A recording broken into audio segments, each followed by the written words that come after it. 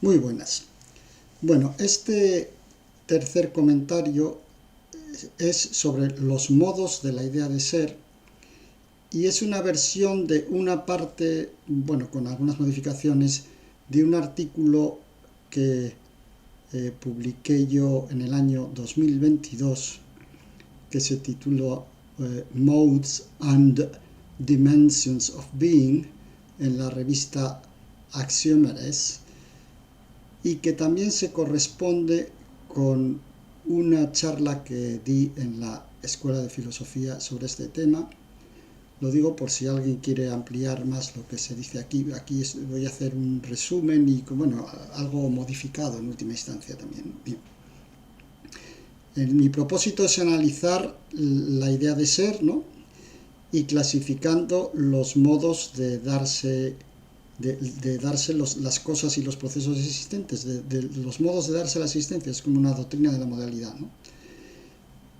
Porque esta distinción, yo creo que en parte, parcialmente solamente, está ausente en la obra de Bueno, y sobre todo no está conectada con la ontología, porque claro, como los modos, los géneros de materialidad son en realidad dimensiones epistemológicas, pues de ahí no sale una doctrina de la modalidad, y no sale la doctrina de la modalidad, no sale conectada con esa parte de la filosofía. Bueno, una cosa es que yo voy a distinguir entre metafísica y ontología. Esto es una distinción muy típica entre los que estamos en la escuela materialista y fuera de ella. En la metafísica las ideas están como sustantivadas, hipostasiadas, ¿eh? Son ideas que se supone que existen de alguna manera independientemente de las cosas del mundo, etcétera, etcétera. Y en la ontología, pues la perspectiva es diferente, porque la perspectiva es que las ideas se construyen pues a partir de las realidades del mundo y valen para analizarlas, ¿no? Entonces la ontología es una disciplina que estudia ciertas ideas que afectan a la realidad, pues considerada de una manera muy general, por ejemplo, como las ideas de identidad o de necesidad o de posibilidad, entre otras, ¿no? Pero, claro, lo que llamamos la metafísica de Aristóteles, el libro, ¿no? Por un lado incluye una parte ontológica, porque incluye una teoría del ser en general etcétera, y por otra parte incluye otra parte que es metafísica, porque es la teoría de Dios, ¿eh? Porque claro, Dios es un motor inmóvil, es un ser vivo, eterno, no es sensible, es indivisible, es incorruptible, es impasible, es inalterable. Es activo pero es inmutable, trascendente, no tiene magnitud, no tiene partes, está separado de las sustancias sensibles. Es una entidad de estas que llamamos metafísicas en el sentido ya un poco, diríamos, crítico. Bueno, lo que yo voy a suponer, hago esta distinción porque yo voy a suponer que la idea de ser se puede tratar de una manera no metafísica, de una manera ontológica, no metafísica ni teológica, sino la idea de ser, como otras muchas ideas, pues deriva de los conocimientos prácticos, ¿no? Y el hombre desde tiempo inmemorial y desde que tiene ya lenguaje y ha emitido juicios, pues ha emitido juicios sobre las cosas que existen y sobre las que no existen, y sobre el diferente modo en que las cosas existen. Claro, existir es una idea sin categoremática, ¿no? Porque es el existir de algo siempre, ¿no? Entonces no es existir así en general, es el existir de algo concretamente, de una materia conformada concretamente. Y en la doctrina de Gustavo Bueno, tal como la expuso en el Escolio VII del animal divino, la existencia implica siempre coexistencia, es decir, existencia al lado de algo. No hay una existencia absoluta, separada, autodeterminada. No existe el Dios de Aristóteles, no existen las mónadas sin ventanas de Leibniz, o el hombre volante de Avicena, o las sustancias primeras independientes, etcétera, etcétera. No hay independencia absoluta de nada. La idea de que hay una independencia, de que algo puede existir absolutamente con absoluta independencia, esa sí que es metafísica, ¿no? Entonces la existencia es coexistencia, y es una relación que es universal porque afecta a todo lo existente, pero es no conexa porque esa coexistencia conecta unas cosas y desconecta a otras, que eso es la idea famosa de Simploqué, que aparece en el Sofista en el 252 y 259, me parece que sí. Entonces, el asunto es que el ser se dice de muchas formas, de muchas maneras, de muchos modos, ¿eh?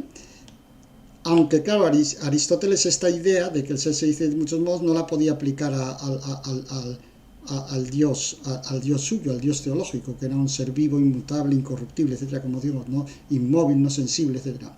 Por eso Aristóteles concluyó que la idea de ser era homónima, el ser era homónimo, aunque tenía una homonimia no aleatoria, etcétera. Esa cuestión que trata ahí en la Ética Nicómaco y que se estudia mucho porque es muy debatida, ¿no? Bien, en los ensayos materialistas, Bueno prefirió utilizar la idea de materia en vez de la idea de ser. Y justificó esta preferencia con unas razones que a mí me parecen muy débiles. Una de ellas es que la idea de ser era una idea metafísica, pero yo creo que esto es una cosa muy débil, porque la idea de ser está ligada a la idea de Simploquén Platón, que supone ya cierto pluralismo, y a la idea del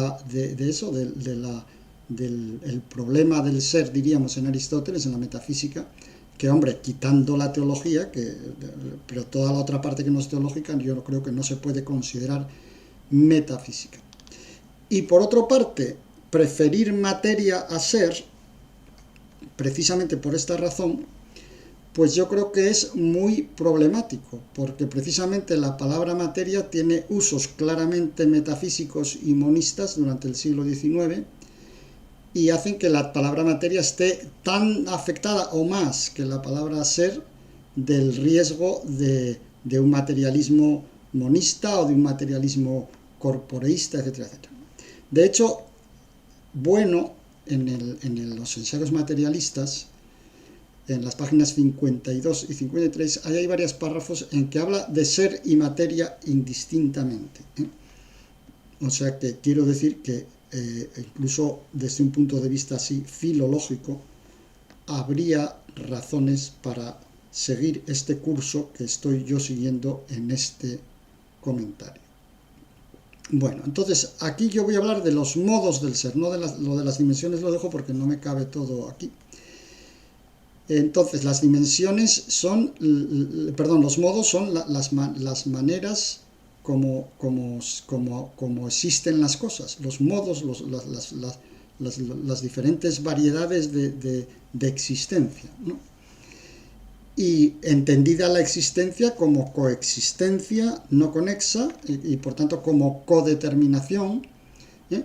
Y entonces los modos de existir van a ser los diferentes modos en que se dan las conexiones y desconexiones que se encuentran en esos procesos de codeterminación, ¿no?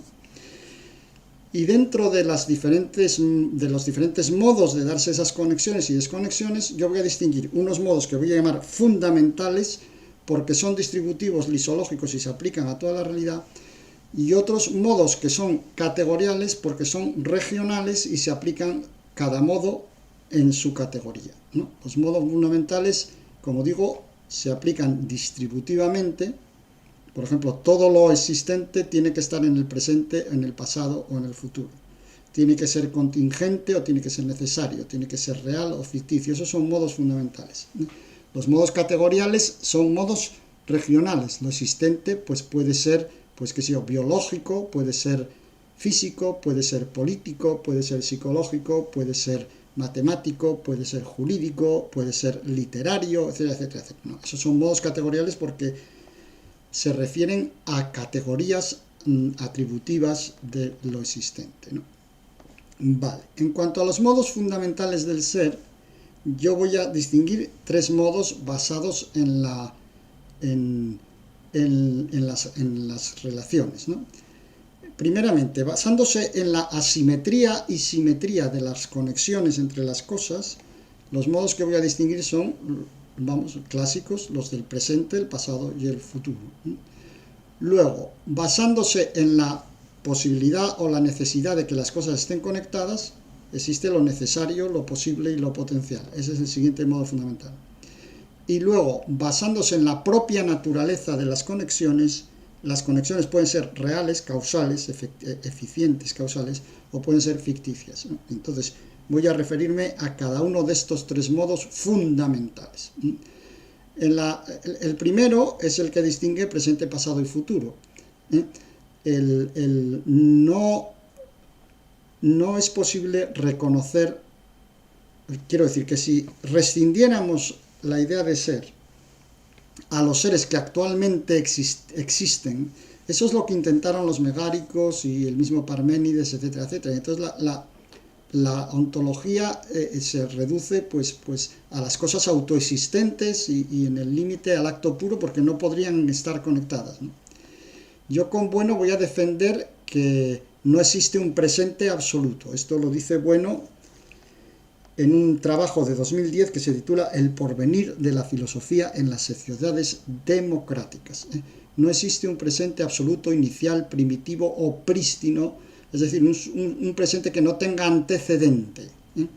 Y tampoco existe un presente escatológico, un presente que sea final, un presente sin posterioridad. Esto lo dice Bueno explícitamente, que es una manera pues de decir que existen estas tres modalidades, la del presente, la del pasado y el futuro, que también él mismo utilizó y que definió en unos términos pues muy parecidos a los que utilizó Alfred Schütz, que es un sociólogo que aplicó estas categorías a la sociología, y la perspectiva nuestra pues es como una especie de generalización, ¿no?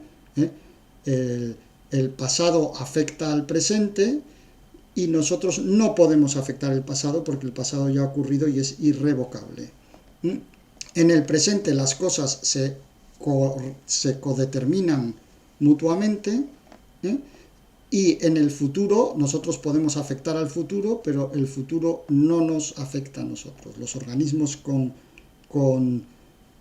conducta propositiva, como son los animales y desde luego en el campo antropológico, donde existen los lenguajes de palabras, etcétera, etcétera, y las operaciones, pues evidentemente no puede haber operaciones sin la existencia sui generis, diríamos, del futuro, ¿no? Entonces,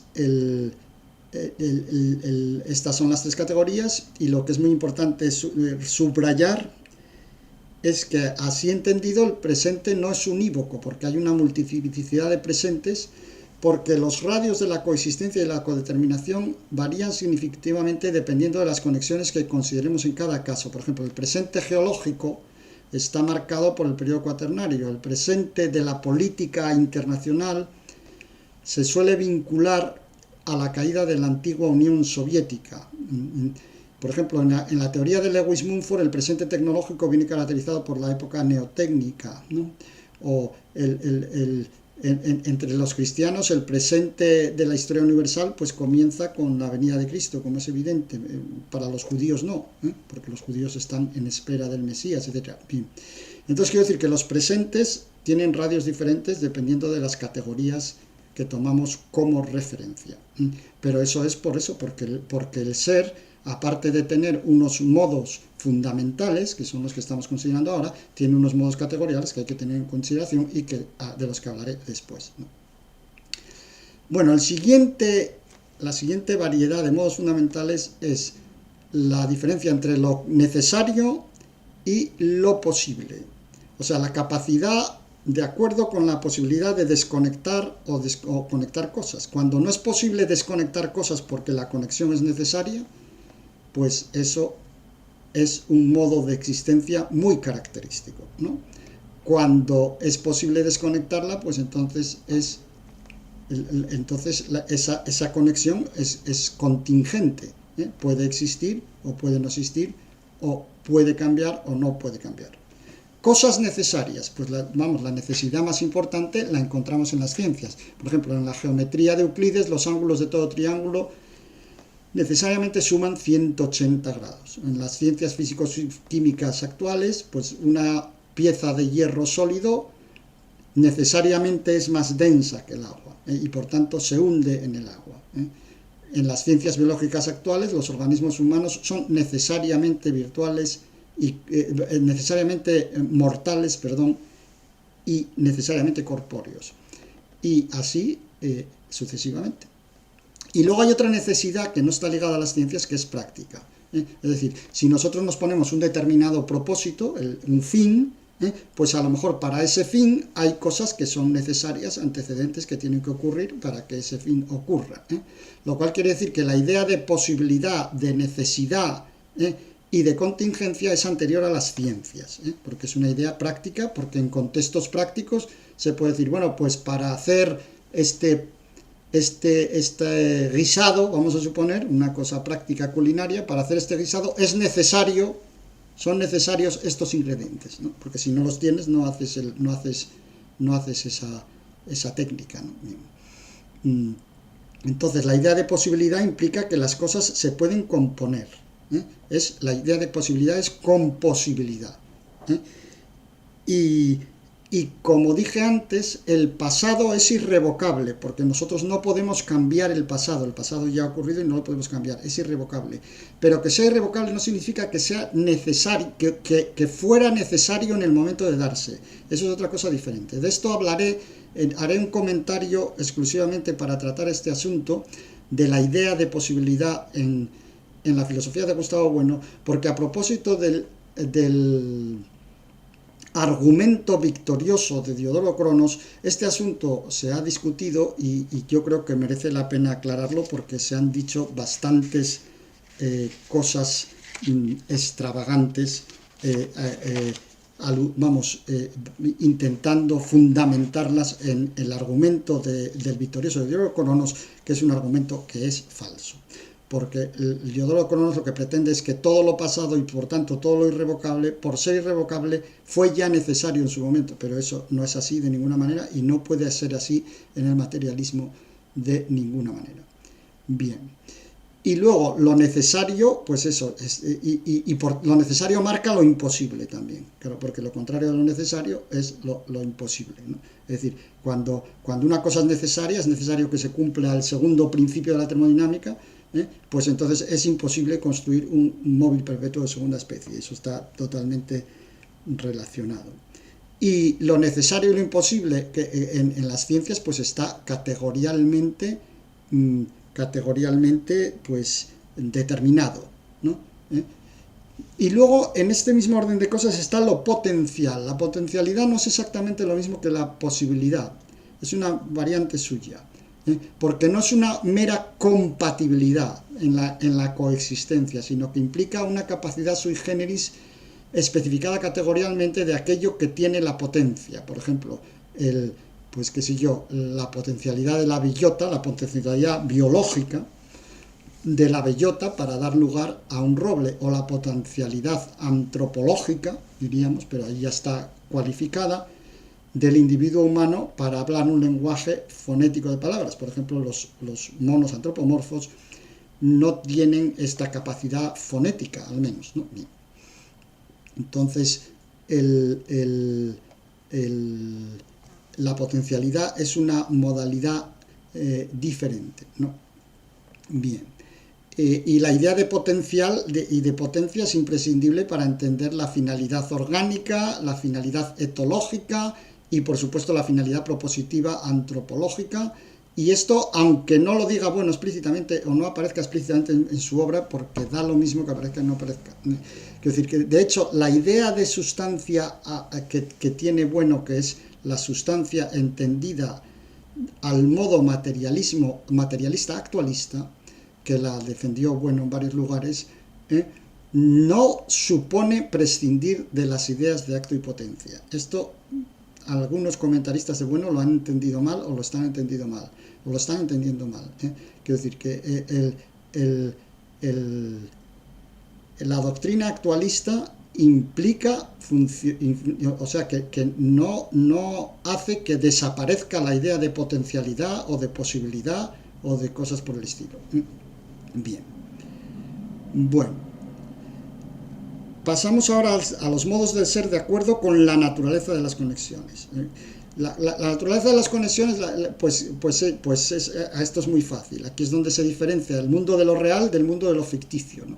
Porque en el momento en que el hombre es capaz de predicar, de pintar cosas, de inventar, pues esos procesos predicados, inventados, narrados, representados, esculpidos, firmados, etcétera, etcétera, pues forman una especie de realidad aparte que es la ficción, ¿no?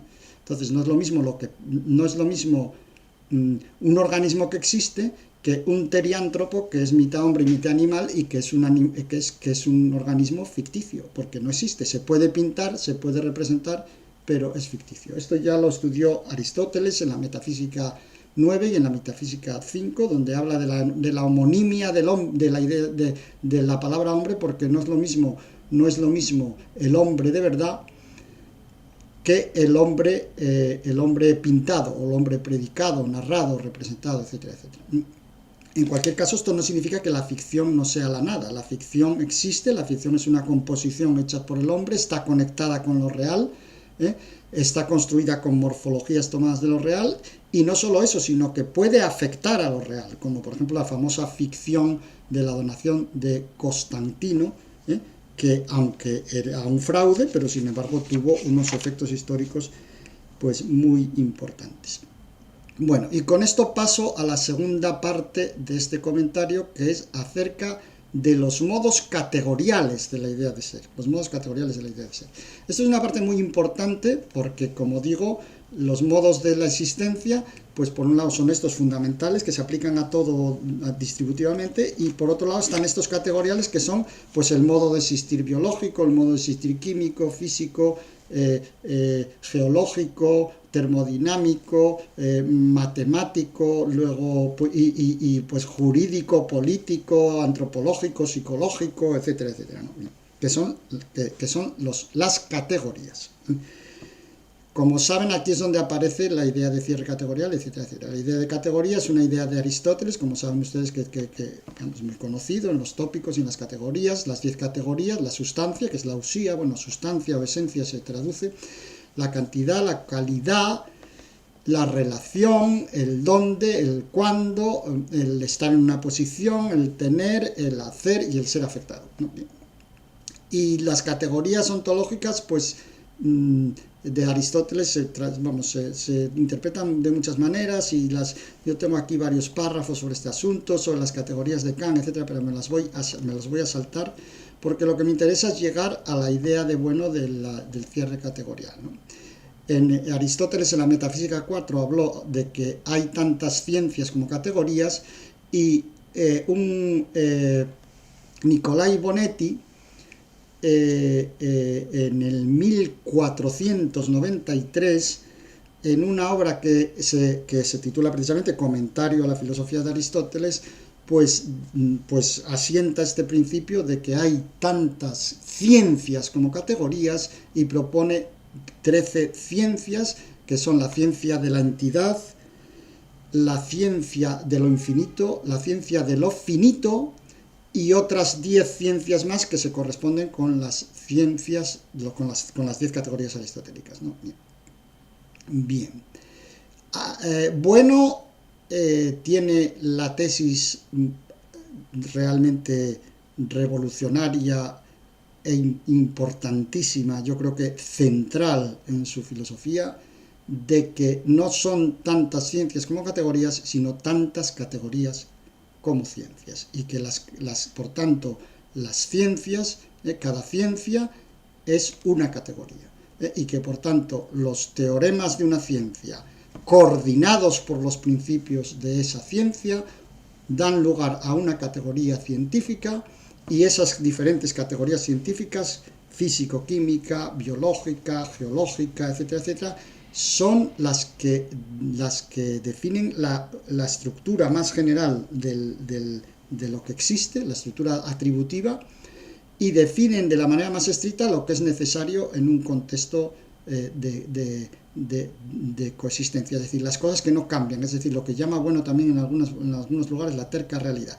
Esta idea de que las ciencias son categorías tiene antecedentes, el propio Bueno los reconoce en Augusto Comte, en el discurso sobre el espíritu positivo, en el capítulo 2, y en Edmund Husserl, en las ideas relativas a una fenomenología pura y una filosofía fenomenológica, en los párrafos 16 y 17, pero vamos, son antecedentes, pero vamos, yo los he estado leyendo con muchísimo detenimiento, etcétera, etcétera, totalmente de pasada. O sea, que esta idea realmente es de bueno, bueno es el que saca su rendimiento a esa idea y ni siquiera saca todo el rendimiento a esa idea, porque como vamos a ver en el próximo comentario sobre la idea de verdad científica, yo creo que hay que dar todavía un paso más allá del que dio bueno y sacarle todavía más rendimiento a esta idea.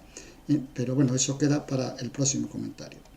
Bueno, lo que sí hace en la teoría del cierre categorial, tomo segundo, páginas 594 a las 608, es hablar de que existen dos órdenes de categorías. Y él las llama, a estos órdenes de categorías los llama de una manera bastante desafortunada, las categorías del ser y las categorías del hacer.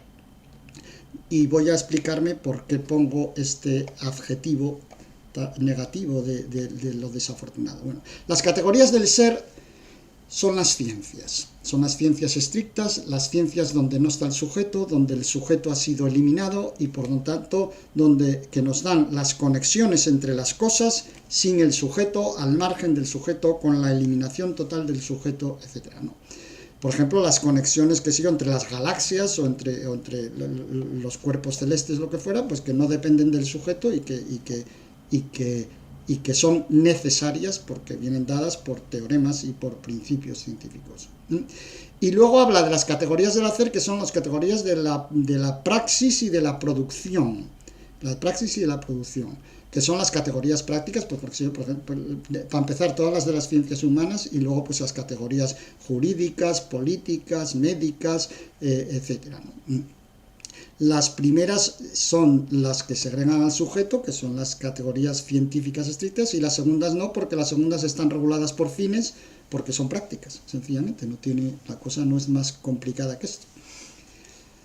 Bien, y digo que desde mi punto de vista, esta terminología es un poco desafortunada, porque alguien podría pensar que las categorías prácticas no son categorías del ser, es decir, que lo práctico no forma parte de lo existente, de lo que es, de lo que existe.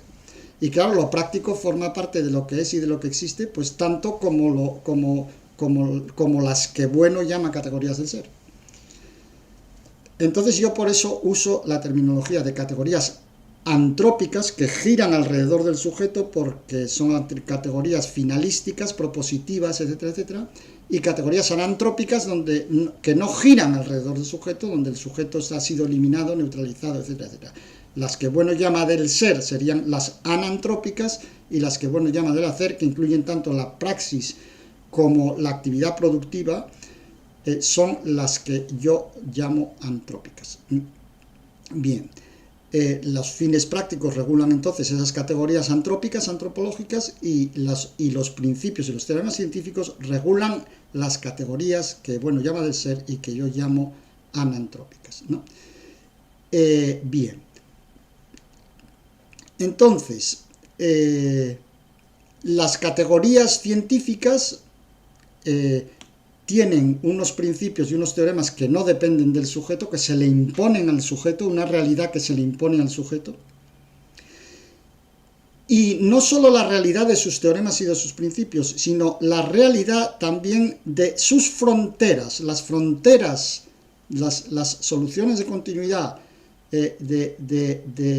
las fronteras que hay entre unas categorías y otras, esas el sujeto no las puede mover ni las puede modificar, se le imponen.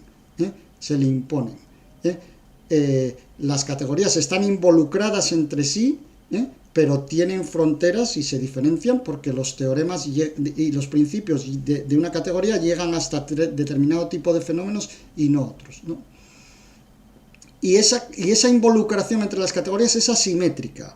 Por ejemplo, los principios y los teoremas de la categoría física se pueden entender como separados o incluso anteriores a la categoría biológica, pero no al revés, ya que todo organismo biológico pues es al mismo tiempo un objeto físico.